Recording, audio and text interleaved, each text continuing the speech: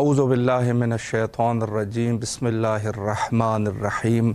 سلام اللہ علی بقیت اللہ الاعظم۔ امام حسین علیہ السلام 4 انٹرنیشنل ٹی وی کربلا معلیٰ سے اس وقت آپ پروگرام معرفت سے منتظر اجل اللہ تعالی فرجہ الشریف ملاحظہ فرما رہے ہیں، اور ایام تولد صادقین علیہم السلام ہے، لہٰذا اس مناسبت سے تمام مومنین اور بالخصوص ہمارے وارث حقیقی حضرت بقیت اللہ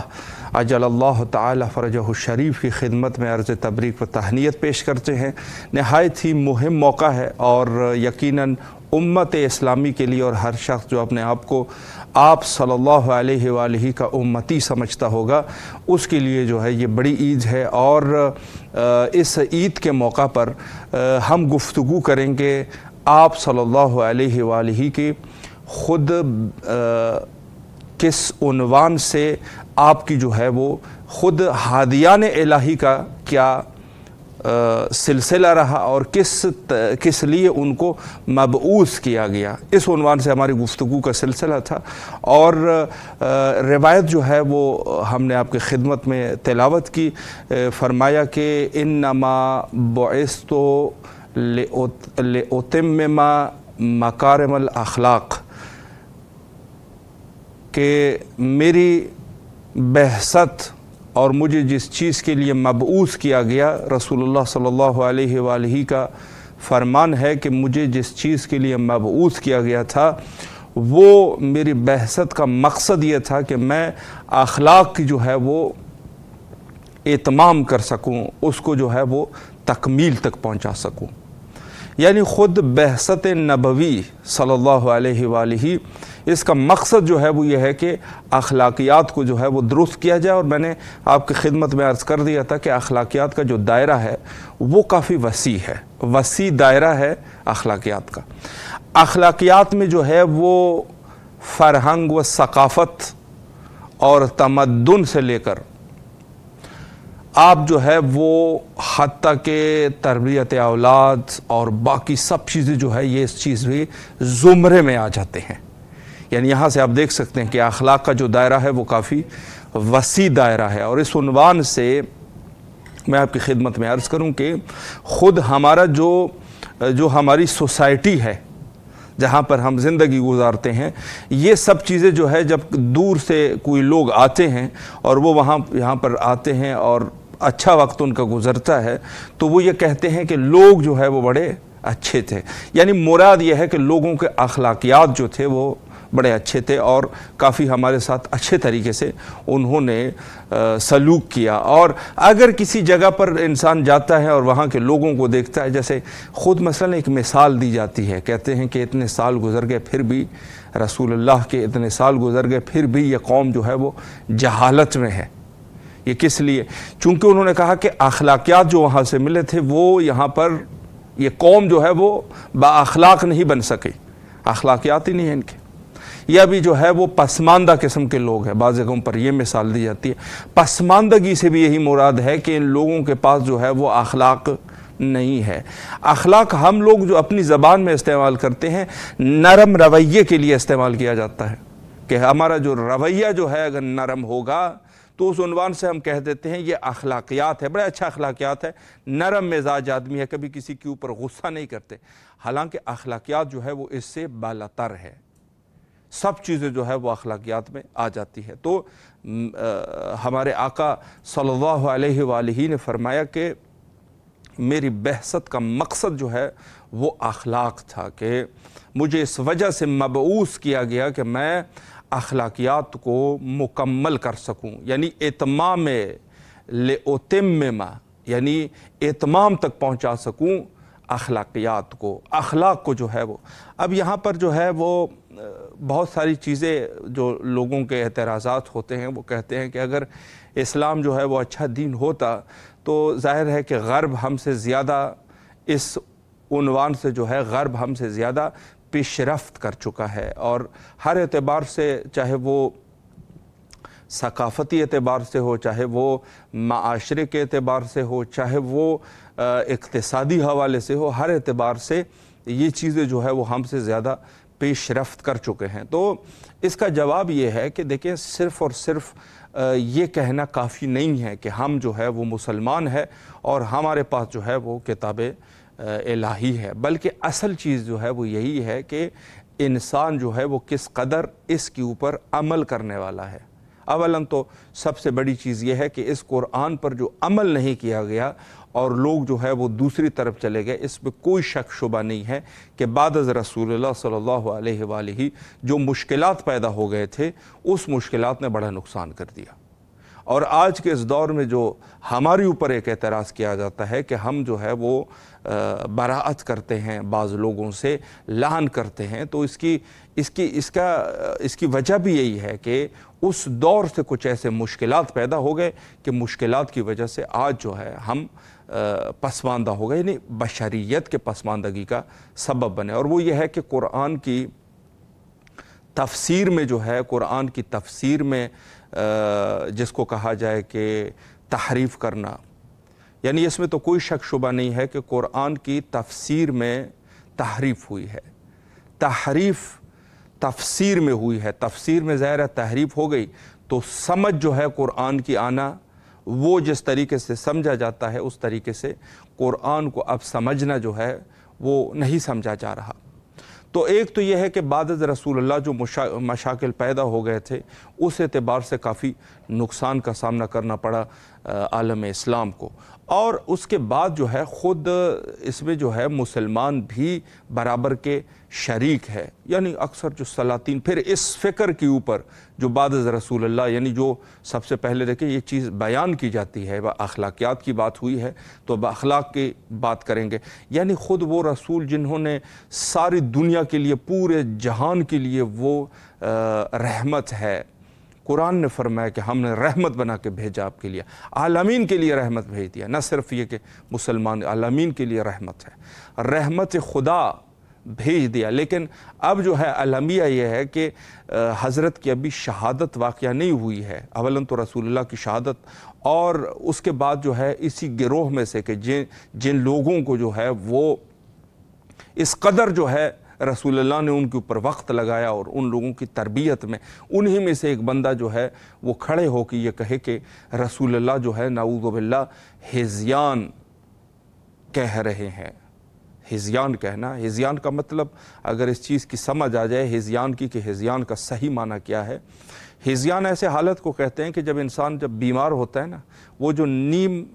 غش کی حالت میں ہوتا ہے، یعنی نیم بے ہوش اور نیم جاگا رہتا ہے، اس وقت جو ایک شخص جو ہے جو گفتگو کرتا ہے اس کو ہذیان کہتے ہیں۔ اللہ اکبر، یعنی حتیٰ ان لوگوں میں سے سب سے پہلے یہ صورتحال ہے۔ تو خود فہم قرآن میں اور حدیث کے فہم میں جو کافی سارے مشکلات پیدا ہوئے تھے، ایک تو ابتدائی اس دور سے، جو آج اس عنوان سے ایک اعتراض جو ہے وہ اور کیا جاتا ہے، کہتے ہیں کہ ایسا کیوں ہے کہ جب بھی ہم کہتے ہیں کہ یہ فلان چیز جو ہے کوئی علمی چیز، ہم جو ہے وہ ان کو بتا دیتے ہیں یہ تو قرآن میں موجود ہے، کیوں آپ پہلے نہیں کہتے؟ جب علمی چیز ہوتی ہے پھر آپ قرآن میں دکھاتے ہیں، پہلے سے کیوں نہیں بتاتے؟ تو ہم اس کا جواب بھی یہی ہے کہ ہم لوگوں نے اصل میں قرآن کے اندر غور و فکر نہیں کیا، غور و فکر سے ہم جو ہے وہ دور رہے۔ اب غور و فکر نہیں کریں گے تو ظاہر ہے کہ جو چیز وہاں سے کوئی ایجاد کر لیتا ہے، کوئی علمی چیز بتا دیتا ہے، اس کا جو ہے پھر ہم قرآن میں بتا دیتے ہیں، اس کا تذکرہ تو قرآن میں موجود ہے۔ تو وہ لوگ بھی کہتے ہیں کہ بھائی ہم نے اب پہلے بتا دیا، اب آپ لوگ قرآن میں بتا رہے ہیں، کاش ہم اتنی زحمت کر کے ہمیں یہ چیز ملی ہے، آپ لوگ پہلے سے بتا دیتے کہ اس قسم کی بھی کوئی چیز ہے۔ تو ہم لوگ جو ہے وہ صحیح طریقے سے درک نہیں کر پاتے۔ آج بھی اتفاقاً کوئی ایسی چیز تھی، ایک جوان جو ہے بتا رہا تھا سوشل میڈیا پہ، وہ یہی بتا رہا تھا کہ جو ایلینز کا وجود ہے، یعنی ایلینز کے بارے میں ایسے کچھ چیزیں اب وہ زیادہ مشخص نہیں ہے کہ یہ پتہ نہیں اس قسم کا حیوان ہے، مشابہ بالانسان ایک چیز ہے۔ بہرحال جو برطانوی وہاں پر جو سائنسی ادارہ ہے، انہوں نے یہ کہا کہ یہ ایلینز ہے، ایلینز ہے، یعنی ایک خلائی مخلوق ہے. اب وہ خدا جانے کہ یہ خلائی مخلوق کس طریقے کا ہے، لیکن یہ ہے کہ ان کی کچھ لاشوں کی شکل میں تھے، کچھ باڈیز، تو انہوں نے کہا کہ یہ خلائی مخلوق ہے. بہرحال وہ ہو سکتا ہے کوئی حیوان ہی ہو. اس دنیا میں بہت سارے حیوان بھی آ جاتے ہیں کہ انسان اس کو نہیں سمجھ پاتا، یعنی پہلے اس حیوان کو نہیں دیکھا ہوتا. بعض دفعہ جو ہے جیسے آپ دیکھتے ہیں کہ جو بعض چینلوں میں کچھ ایسے حیوان دکھاتے ہیں کہ ہم نے کبھی ان کو دیکھا بھی نہیں تھا پہلے، تو ہو سکتا ہے کہ یہ بھی انہی حیوانوں کی ایک شکل ہو. لیکن یہ ہے کہ بہرحال ان کا جو ہے پھر قرآن کی آیت سے وہ کر رہے تھے کہ یہ دیکھ رہے ہیں کہ اس طریقے سے اس کی طرف قرآن میں بھی اشارہ ہوا ہے کہ اس مخلوق کی طرف. تو بہت ساری چیزیں جو ہے اس قسم کی ہے، بہت ساری چیزیں. یعنی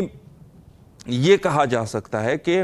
اللہ سبحانہ و تعالیٰ نے قرآن مجید میں بہت کچھ بیان کر دیا اور بہت ساری چیزوں کا اشارہ فرمایا. تو وہ جو ہے وہ قرآن جو ہے اس چیز پر اس کی حقانیت کے اوپر دلیل ہے. لیکن یہ ہے کہ ان کا اعتراض یہ ہے کہ ہم اتنی زحمت کر کے یہ کرتے ہیں اور آپ پھر بعد میں، تو اس کا بھی جواب یہی ہے کہ یا تو ہماری غور و فکر اتنی نہیں ہے، اور یا یہ ہے کہ ظاہر ہے کہ قرآن اتنی بھی آسان کتاب نہیں ہے کہ جس کو اسی وجہ سے تو تفسیر ضروری ہے. یہی جو چیز جو رسول اللہ کے فرمان کے مطابق فرمائیں تارکم فیکم الثقلین کتاب اللہ و عطرتی اہل البیت، یعنی ایک جو ہے وہ قرآن ہے اور ایک میرے اہل البیت ہے. اہل البیت سے مراد یعنی تفسیر اہل البیت، ویسے تو کلی طور پہ ہے لیکن خود قرآن کی تفسیر کے لیے ایک چیز پر جو ہے وہ ڈیپینڈ نہیں کیا جا سکتا. تو اس وجہ سے فرمایا کہ ایک جو ہے وہ قرآن ہے اور دوسرے جو ہے وہ میرے اہل البیت ہے. یہ دونوں جو ہے وہ ضروری ہے، دونوں کے دونوں جو ہے وہ ضروری اور لازمی ہے. اور حتیٰ یہاں تک اس چیز کی جو اگر آپ غور کریں تو یہ چیزیں جو ہے وہ بڑی واضح ہے کہ اللہ نے صرف نبوت کے اوپر اکتفا نہیں کیا. بعض لوگوں نے جیسے خود ان کے ہاں یہ ہے کہ خود جو ہے قرآن ہے تو رسول اللہ ہے، تو باقی جو ہے وہ ضرورت ہی نہیں ہے، پھر اللہ نے کوئی خلیفہ ہی مقرر نہیں کیا. تو ہم ان کے لیے یہی چیز لے کے آتے ہیں کہ حضرت بات یہ ہے کہ جہاں پر بھی ہم دیکھتے ہیں ہمارے ہاں کم از کم مذہب شیعہ میں یہ چیز بڑی واضح ہے کہ ایک چیز کے اوپر جو ہے وہ ڈیپینڈ نہیں کیا جاتا. ایک تو یہ ہے کہ فرمائے اطیعوا اللہ و اطیعوا الرسول و اولو الامر منکم، ایک جو ہے وہ بات ہوتی ہے اولو الامر کی، دو چیزوں پر نہیں چھوڑا. کہہ سکتے تھے اطیعوا اللہ، اطیعوا اللہ سے ہم کہہ دیتے اللہ، چونکہ قرآن اس کو لے سکتے ہیں کلام اللہ ہے، اور ایک جو ہے وہ رسول اللہ ہے اطیعوا الرسول، پھر جو ہے وہ اولو الامر کی ضرورت نہیں تھی. یہاں پر نہیں چھوڑا، کہا کہ اولو الامر بھی ہے. اور جہاں پر بات ہوتی ہے کہ آپ کے اعمال کے اوپر کون شاہد ہے، فرمایا ایک خدا ہے، ایک رسول ہے اور ایک مومنون ہے. یعنی مومن بھی آپ کے اعمال کے اوپر، اس مومن کی تفسیر بھی ہوتی ہے. تو اہل البیت اور آل رسول اطہار علیہ السلام کی تفسیر کرتے ہیں. اولو الامر کی بھی یہی تفسیر ہے، تفسیر اہل البیت علیہ السلام میں. انہوں نے چونکہ تفسیر کو بگاڑ دیا تو یہ کبھی کسی چیز کو وہ لے لیتے ہیں، کبھی جو ہے یہ اولو الامر کا معنی کر دیتے ہیں کہ یہ سلاطین ہے، جو دنیاوی سلاطین ہے. دنیاوی سلاطین ہمارے لیے اولو الامر ہے. یہ خدا جو ہے نا ہمارے لیے، چونکہ یہ قضاء و قدر کے بھی یہ اس طریقے سے جو ہے وہ قائل ہے کہ کہتے ہیں الخیر من اللہ و شر من اللہ. اس قسم کی جو عشائرہ کا عقیدہ ہے وہ اس عنوان سے ہے کہ وہ کہتے ہیں کہ الخیر من اللہ و شر من اللہ، خیر اور شر دونوں اللہ کی طرف سے ہے. لہٰذا اگر ظالم اور فاسق شہنشاہ بھی ہوگا اللہ نے اس کو تعین کر دیا ہمارے اوپر. تو ان کے بہت ساری چیز ہے. مرحوم مفید جو ہے، شیخ مفید نے اس عقائد جو عشائرہ کا عقیدہ ہے اس کے اوپر جو ہے وہ بحث کی ہے اور یہ ثابت کر دیا ہے کہ انسان کو جو ہے وہ اختیار دیا جاتا ہے، خیر اور شر خدا کی طرف سے نہیں ہے. اللہ نے انسان کو جو ہے وہ یہ ہے کہ ان کی جو ہے وما ہدیناہ السبیل اما شاکرا و اما کفورا، اس پر جو ہے وہ مرحوم شیخ مفید جواب دیتے ہیں. تو یہ سلسلہ یہ ہے کہ اولو الامر کی یہ لوگ کبھی کبھار تفسیر اس طریقے سے کرتے ہیں کہ یہ جو ہے وہ بادشاہ سے مراد ہے، سلاطین مراد ہے. چاہے سلاطین جو ہے وہ سلاطین ظالم فاسق ہو یا عادل ہو، کوئی فرق نہیں ہے. اللہ نے ہمارے اوپر تعین کر دیا ہے اب یہ ہوگا، جو بھی مرتا ہے یا جو قتل ہوتا ہے، قاتل اور مقتول دونوں جو ہے وہ اللہ کے، چونکہ قاتل اور یہ پہلے سے اللہ ہی کر رہا ہے سارا کچھ، بندہ تو کچھ بھی نہیں کر رہا، اور پھر جو ہے یہ کہہ دیتے ہیں کہ جہنم اور جنت بھی اسی طریقے سے ہے۔ تو بات یہ ہے کہ ہم لوگوں کو بڑی واضح طریقے سے ایک چیز کا اندازہ ہونا چاہیے کہ تفسیر یعنی اللہ نے دو چیزوں کے اوپر ڈیپینڈ نہیں کیا، نہیں فرمایا کبھی کہ یہ دو چیزیں قرآن اور رسول اللہ۔ رسول اللہ نے فرمایا میری اطرت، یہاں پر بھی تین چیز ہوگی، یعنی ظاہر ہے کہ میں بھی ہوں، حجت ہوں آپ لوگوں کے اوپر، لیکن میری اطرت بھی ہے۔ تو اطرت کا جو ہے ہر جگہ پر یہ چیز ہے، اور اسی بحث میں جو ہے بحث امامت شامل ہو جاتی ہے۔ رسول اللہ کے تعلیمات اس طریقے سے ہم نے سمجھنے ہیں۔ بحث امامت کے بارے میں خود جو ہے وہ حضرت امیر المومنین علیہ السلام کا پہلا خطبہ جب لوگ جو ہے وہ جمع ہو گئے قتل عثمان کے بعد جمع ہو گئے اور کہا کہ یا امیر المومنین ہم آپ کی بیعت کرنا چاہتے ہیں، تو امیر المومنین علیہ السلام نے پہلے منع فرمایا کہ آپ کسی اور کو انتخاب کر سکتے ہیں، چونکہ پہلا جو انہوں نے سقیفہ کا نظام تھا، پھر ظاہر ہے کافی مظالم بھی ہو چکے تھے، اور خود سقیفہ کا نظام اور پھر اس میں سے پہلا خلیفہ پھر دوسرا خلیفہ، اور پھر جو ہے وہ جدل ہوئی، یعنی پہلا خلیفہ سقیفہ میں بنا تھا ابو بکر، اور اس کے بعد جو ہے وہ عمر جو ہے وہ پھر ابو بکر کی وصیت کے اوپر بنا تھا۔ یہ بہت ضروری چیز ہے۔ یہاں پر ہم ایک اشکال وارد کرتے ہیں کہ بڑے بزرگوں کا اشکال ہے، فرمایا کہ رسول اللہ نعوذ باللہ زیادہ عاقل تھے یا ابو بکر، تو سب نے یہی کہا کہ رسول اللہ ظاہر ہے کہ وحی ہے، وما ينطق عن الهوى ان هو الا وحی یوحی، تو انہوں نے کہا کہ رسول اللہ کے اوپر وحی نہ کیا کہہ رہے ہیں، انہوں نے کہا کہ رسول، آپ لوگ کہتے ہیں کہ رسول اللہ نے خلیفہ کو متعین نہیں کیا تھا، انہوں نے کہا جی کہتے ہیں، انہوں نے کہا ابو بکر نے کر دیا تھا، تو یہ ابو بکر کو پتہ چل گیا کہ میرے بعد کچھ اتنے لوگ ہیں، آخرکار میرے بعد ان لوگوں کو ضرورت پڑے گی، اتنی بڑی حکومت ہے، اتنے لوگ ہیں، اسلام ہے، قرآن ہے، تفسیر ہے، ان کے لیے کسی نہ کسی کی ضرورت ہے، تو اس نے جو ہے وہ عمر کو اپنے بعد جو ہے مقرر کر دیا، لیکن یہ ہے کہ رسول اللہ نے کسی کو مقرر نہیں فرمایا تھا۔ تو یہ بہرحال بڑے بزرگوں کا اشکال ہے، اور غالباً جو ہے سلطان الواعظین شیرازی انہوں نے بھی اپنی کتاب جو وہاں وہ ہے اس میں غالباً ان مکتوبات کے اندر ہے، چونکہ سلطان الواعظین شیرازی کے دو چیزیں ہیں، ایک جو ہے وہ خود جو ایک کتاب ہے شبہ پشاور، اور دوسری ایک وہ مکتوب ہے جو طلاب اور دانش جویان اور اسٹوڈنٹس نے کچھ سوالات لکھے تھے اور پھر ان کو جو ہے تہران بھیج دیا تھا سلطان الواعظین شیرازی رضوان اللہ تعالیٰ علیہ کے پاس، تو انہوں نے ان کے جوابات دے دیے تھے کہ اس کے کیا جوابات ہیں، تو اس میں سے یا مکتوبات میں سے ہے یا اس میں سے ہے، یہاں پر وہ جو ہے وہ حضرت علامہ یہ اشکال کرتے ہیں، یا دوسری جگہوں پر بھی بہرحال ہمارے جو بزرگان ہیں یا ان میں سے کسی نے یہ جو ہے وہ کر دیا ہوگا، یا خود مرحوم امینی کے بارے میں رضوان اللہ تعالیٰ علیہ علامہ امینی، ان کے بارے میں بھی یہ مشہور ہے کہ وہ بھی یہ اشکال کیا کرتے تھے، اور دوسرے بزرگان میں یہ ہے، لیکن یہ ہے کہ میں کلی طور پہ یہ کہہ رہا ہوں کہ پھر جو ہے امیر المومنین علیہ السلام کو پہلے خطبے کے بارے میں عرض کر رہا تھا کہ چونکہ بعد میں جو ہے ابو بکر کے وصیت پہ عمر، اور پھر عمر نے وصیت نہیں کی اور عمر جو ہے وہ قتل ہو گئے، تو بعد میں جو ہے جب دور عثمان پھر اس کا قتل ہو گئے،